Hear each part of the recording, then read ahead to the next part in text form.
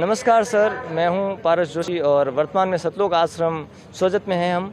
और यहाँ पर ओसियां के पूर्व प्रधान घोमाराम जी चौधरी हमारे साथ है, जो सतलोक आश्रम में पधारे हैं। उनसे साक्षात्कार करते हैं और उनका निजी अनुभव जानते हैं, यहाँ आने के बाद उनको कैसा अनुभव हुआ।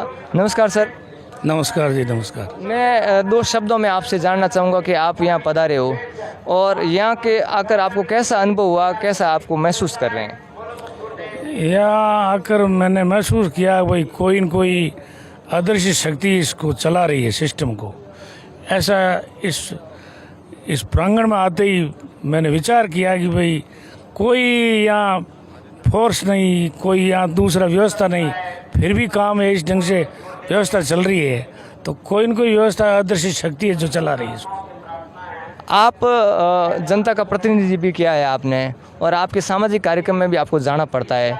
कई बार सरकारी जो कार्यक्रम है उसमें भी आपको जाना पड़ा।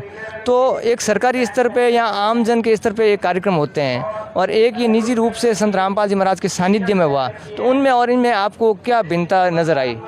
मैंने मेरे राजनीतिक जीवन में भी कई सभाएं, मुख्यमंत्री लेकर, छोटी लेके, बड़ी लेके, मंत्री लेकर कई फंक्शन करवाए हैं, लेकिन बहुत संघर्ष करना पड़ता है व्यवस्था बनाने में। यहाँ मैंने आके देखी भाई कोई न कोई इस परिसर में आते ही एकदम लग रहा है भाई कोई दूसरे लोक में आ गई, जैसे कोई दूसरे सतलोक में आया, वाकई ऐसी व्यवस्था है। संत रामपाल जी महाराज के भक्तों का आचरण जैसे आपने देखा, यहाँ का व्यवहार देखा, ये तो उनका प्रैक्टिकली आपने व्यवहार का, तो ऐसा संत रामपाल जी महाराज अपने बुक में जैसे ज्ञान देते हैं, ये जीने की राह पुस्तक है, तो ये ज्ञान लोगों को पढ़ना चाहिए या समझना चाहिए। हमारे दर्शकों को प्लीज़ आप बताइए। नहीं, वाकई पढ़ना चाहिए। ये समाज सुधार की बात है सारी।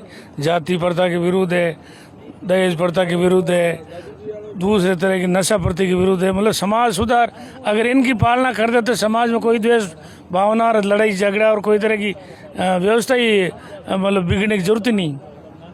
तो ये थे पूर्व प्रधान ओसियां के, और हमसे मिले, यहाँ पधारे। बहुत बहुत आपका आभार।